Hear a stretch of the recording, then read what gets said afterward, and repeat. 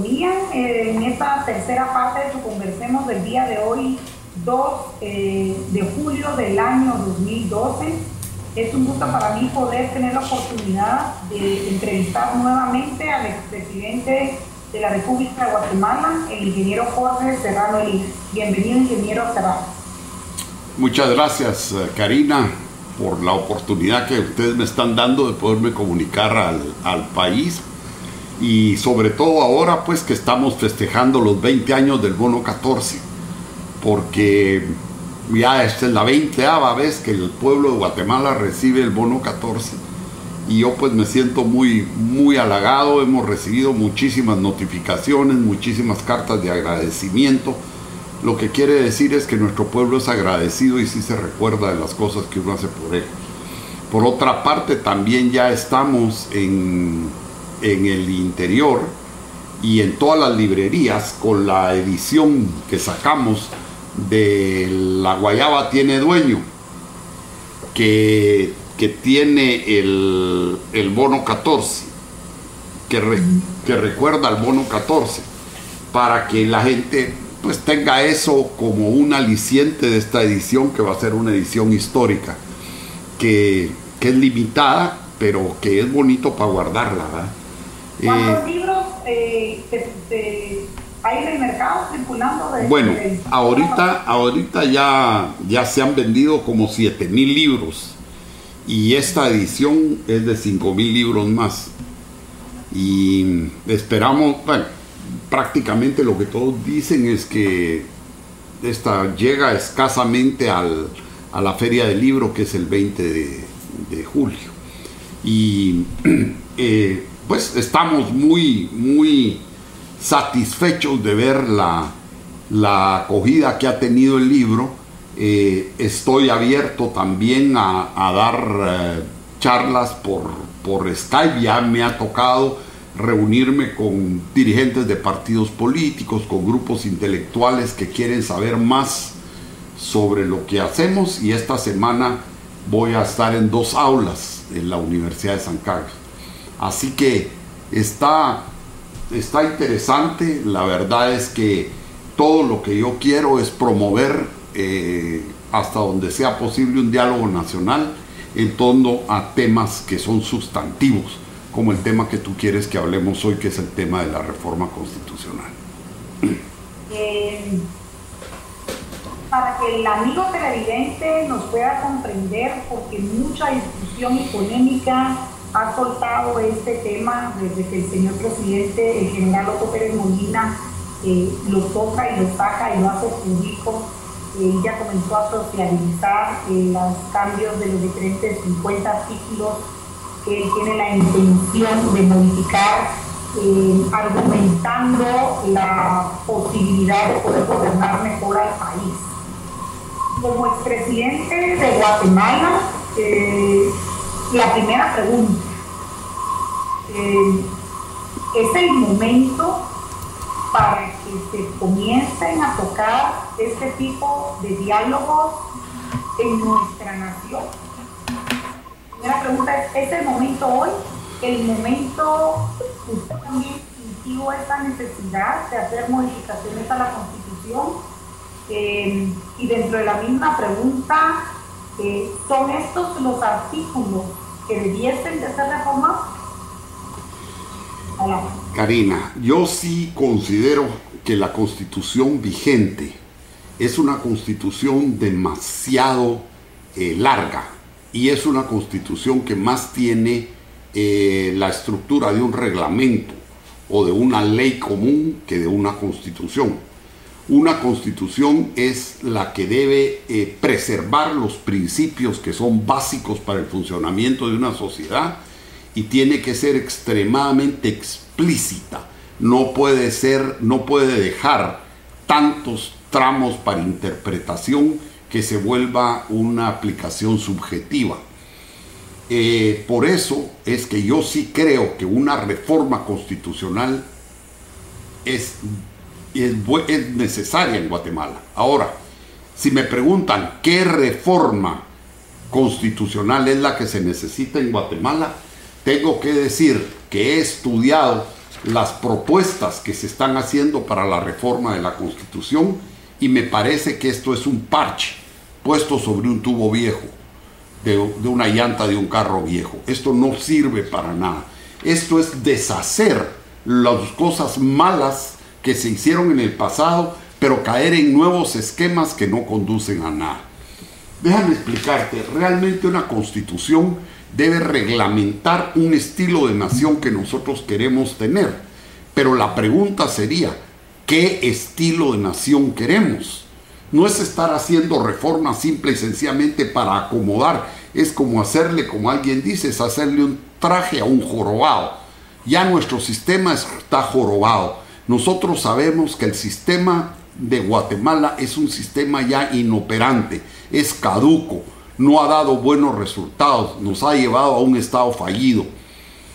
¿Qué vamos a tratar de reformar ahí? Realmente lo que se necesita es un cambio de constitución, un cambio de lo que es la normativa que rija la vida de los guatemaltecos. Pero para eso yo me pregunto, ¿estamos de acuerdo todos en cuáles son las guías y las condiciones que en el país debemos tener para garantizar el bien común?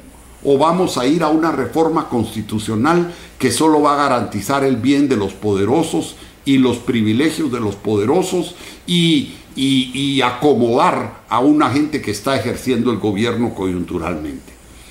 Yo creo que una de las cosas que a nosotros nos hace falta es verdaderamente una constitución que garantice el bienestar de todos los guatemaltecos, pero tomando en cuenta el bienestar de los más necesitados, porque seguir haciendo leyes para rectificar y proteger los privilegios de un grupo, la verdad es que eso no es de interés nacional.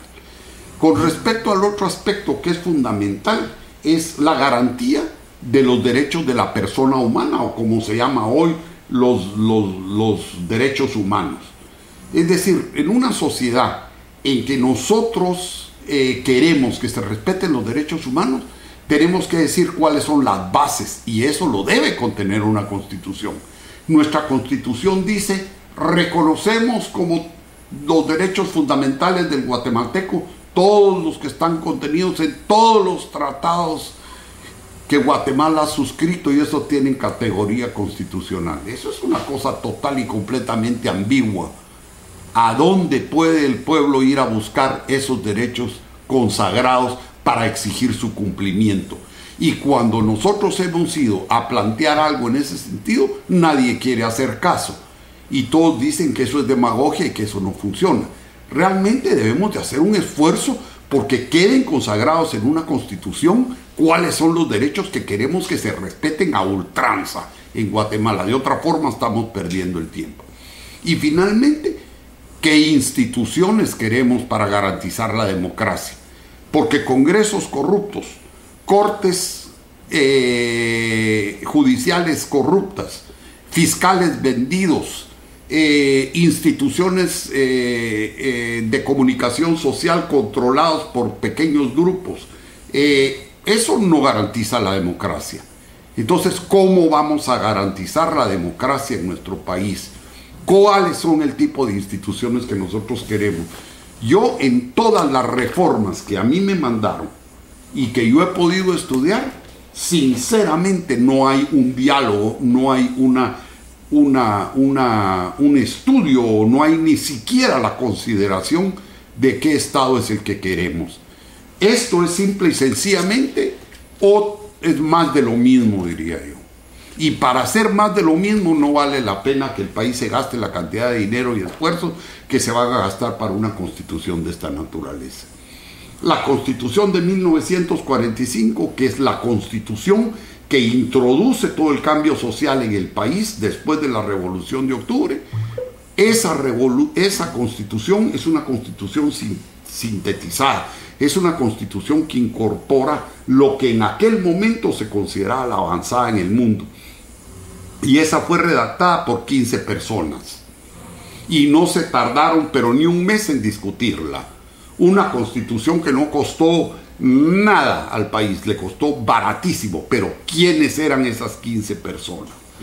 Eran abogados, 14 abogados de reconocida reputación, hombres que habían luchado contra la dictadura de los 14 años y que pusieron lo mejor de ellos para sacar adelante una constitución que le diera al país una visión de país diferente. Yo quisiera preguntar a todos estos señores que están proponiendo estas reformas, ¿qué país es el que quieren? ¿Y a dónde conducen esas reformas? Esas reformas no conducen al país que queremos tener en Guatemala, ni conducen a solventar los problemas que tenemos y que hacen de Guatemala un país fallido, un país en donde la ley no es más que una referencia, un país en donde realmente no existe autoridad. Miren lo que está pasando hoy en las escuelas. Es decir, no es un país que se quedó sin normas, un país que se quedó sin instituciones. La reforma que están proponiendo, ¿qué instituciones se van a establecer? Por favor, es más de lo mismo. Y eso es un pastel amargo para el pueblo de Guatemala, porque le vamos a poner ilusión, le vamos a poner trabajo, ¿para qué? Para repetir lo mismo y volver nuevamente a fallar. Guatemala lo que necesita es un diálogo profundo para saber qué queremos y cómo lo vamos a lograr. Ingeniero Serrano, en nuestra nación, en Guatemala, se está conversando mucho acerca, hay muchos estudiosos, de hecho, el grupo de los constituyentes que años atrás redactaron esta nueva constitución, se van a pronunciar en breve. Me decían hoy en la mañana Víctor Hugo, hoy el licenciado, que muy probablemente en 2 días más ellos se pronuncian en contra de modificar estos artículos y creen en un conversatorio del tema que es necesario y urgente, pero expertos en el tema y la población están urgiendo al Congreso se apruebe previamente la modificación a la ley electoral y de partidos políticos paralelamente con la ley en contra del enriquecimiento ilícito que puede ayudar a subsanar todos los flagelos de corrupción que al día de hoy tenemos y que suenan alrededor del mundo. ¿Qué piensas? Bueno, definitivamente que eso abona lo que yo estaba diciendo antes. Es decir, si yo voy a hacer una casa, primero tengo que saber quiénes van a vivir ahí, cómo viven esas personas, si pasan nada más la noche ahí, si socializan, para saber qué tipo de espacios voy a generar. Así es una constitución. Una constitución tiene que decir qué es lo que nosotros queremos, hacia dónde vamos a ir. Una reforma, yo estoy de acuerdo con los constitucionalistas o con los miembros de la Asamblea Constituyente, una reforma como está planteada no conduce a nada. Sin embargo, por ejemplo, una reforma a la ley de partidos políticos es urgente en el país. Yo no sé si tú sabes, pero esta ley vigente fue una ley que fue hecha en el Consejo de Estado, en el año 1982, cuando yo era presidente del Consejo de Estado. Quiere decir que esa ley tiene 30 años. Ahí fue cuando creamos el Tribunal Supremo Electoral, que era una respuesta, como yo decía en aquel tiempo, a quitar el proceso electoral de la mano larga del Ejecutivo. Hicimos una ley que, bueno, ha funcionado por 30 años, pero ahora las condiciones han cambiado. Esta experiencia de las elecciones en México es una cosa interesantísima, lo que está pasando y hacia dónde está yendo la discusión en la sociedad mexicana. Ya nadie está cuestionando que el proceso electoral se llevó con cristalinidad, lo que es la colección del voto. Pero ahora todos están cuestionando si es que los medios de comunicación hacen los presidentes o si realmente el pueblo es quien puede formarse su propia idea en una forma independiente. Si vamos a hacer una reforma a la ley de partidos políticos, tenemos que entrar profundamente a considerar cómo se va a hacer la selección de los candidatos, para que realmente los candidatos que lleguen a las contiendas electorales sean la representación de lo que el pueblo aspira y no la maña o la dominación de grupos pequeños que tienen acceso a capital para poder proponer candidatos y hacer realmente presidentes que no son democráticos, aunque sean electos, pero son presidentes que son productos de los medios, como el jabón o como la Coca-Cola, la Pepsi-Cola o cualquier producto que se vende en el mercado.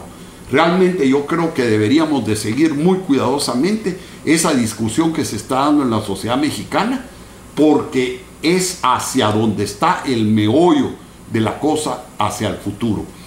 Podemos tener un excelente candidato, pero sin respaldo económico, como diría yo, sin la venia de los dueños de la guayaba, no llegamos a ninguna parte. Porque los dueños de la guayaba, que son los dueños de los medios, que son los que tienen la plata, son los que nos van a imponer los presidentes. Y esto hay que cambiarlo. Y creo que sí, tenemos que entrarle de lleno a la ley electoral de Guatemala. Ya tiene 30 años, ya es una ley caduca, es una ley que hay que reformarla, pero no hay que hacerla cosméticamente. Hay que entrarle al fondo de la ley. Ya no solo en lo que es la recolección y el conteo de votos, como era nuestra preocupación hace 30 años, sino que ahora a ver cómo vamos a hacer para que esa ley realmente fomente la organización política y no esos partidos de wishy-washy que duran 4 años, y eso pues lamentablemente nosotros quisimos dar tan apertura política para contrarrestar el cerramiento que había, que se nos fue la mano, pues, porque ahora hay 24 o 30 partidos políticos y de todos modos ninguno representa nada más que un poquito, pues, pero hay que corregir esos errores. Yo lo que creería, Karina, es que al igual que con la Constitución de la República, nosotros lo que necesitamos es un diálogo nacional para decir qué sistema político queremos. Un sistema político que sea incluyente, pero que permita que dé la posibilidad de que tenga acceso al poder a gente que no, de otra manera, no tiene acceso porque no tiene los recursos. Esta campaña que acaba de pasar en Guatemala, e incluso la que está pasando ahorita en México, adolecieron de eso. Es decir, la gente representativa que hubiera podido tener algún chance no tenía la posibilidad, no tenía ni el vehículo ni el dinero para hacerlo. Entonces el Estado no puede quedar en manos de quien tenga el dinero, porque serán los narcotraficantes los que pondrán los presidentes de aquí en adelante. Y grábenlo muy bien lo que estoy diciendo, porque esto lo dije hace 20 años y lo repito hoy. Si nosotros vamos a dejar que sea el dinero el que ponga a los presidentes, vamos a tener presidentes delincuentes en el país. Ingeniero Serrano, y la última pregunta de esta entrevista en vivo hoy vía Skype es: ¿qué piensa de la urgencia? Ya hablamos de la ley electoral y de partidos políticos, la ley que va a atacar el enriquecimiento ilícito. A mí me parece que esa es una ley necesaria en el país. Es una ley necesaria porque desconozco los pormenores de la ley, pero esas leyes deben ser siempre muy explícitas para que la ley no se vaya a convertir en un instrumento de los poderosos a perseguir a quien ellos se les da la gana. Porque enriquecimiento ilícito no existe única y exclusivamente en la clase política, existe también en la clase económica del país. Yo siempre he sostenido que la corrupción no es, como se ha querido decir, de una sola vía. La corrupción es de 2 vías. Y tiene que existir sanciones y elementos para poder evitar que la corrupción se dé. Y yo sí creo que una ley en este sentido es fundamental en el país. Pero como vuelvo a repetir, son leyes que pueden convertirse en leyes que favorezcan la persecución en lugar de que inhiban el delito. Y esto sí tiene que ser una ley mesurada, tiene que ser una ley bien medida y tiene que ser una ley que se debe aplicar con mucha racionalidad, porque de otra manera la ley lo único que va a fomentar es una corrupción más fina, más más pulida y va a ser peor. En Guatemala todos sabemos los casos que se han dado. Esos casos definitivamente que la ley que existe serían suficientes para perseguirlos. Pero ¿por qué no se persiguen? Porque detrás de cada uno de esos casos hay un poderoso que ha sabido meter el billete suficiente en la boca de los jueces o fiscales para que eso no acontezca.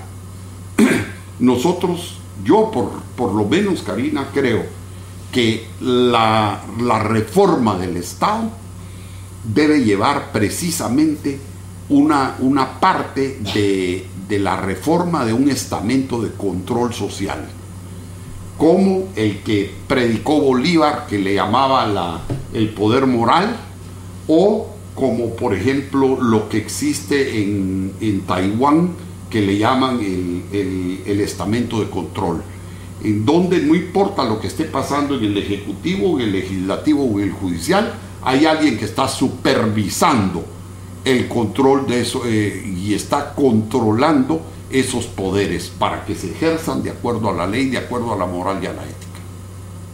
Muy bien, muchísimas gracias, ingeniero Serrano. Gracias por permitirnos entrar a su oficina. Es un tema coyuntural el día de hoy dentro de la nación guatemalteca, dentro de esta república democrática, y que muchos deseamos seguir siendo una república completamente democrática, con pesos y contrapesos, y donde no queremos una partida de delincuentes, nuevos ricos, llevándose y triangulando los fondos del Estado. Lo que tú has mencionado ahí, los contrapesos, eso es lo que le hace falta a la sociedad nuestra. ¿Por qué? Porque lamentablemente ya todo se confundió. Antes uno sabía quién era de izquierda, quién era de derecha, y realmente podía haber un diálogo y podía haber un manejo de la opinión.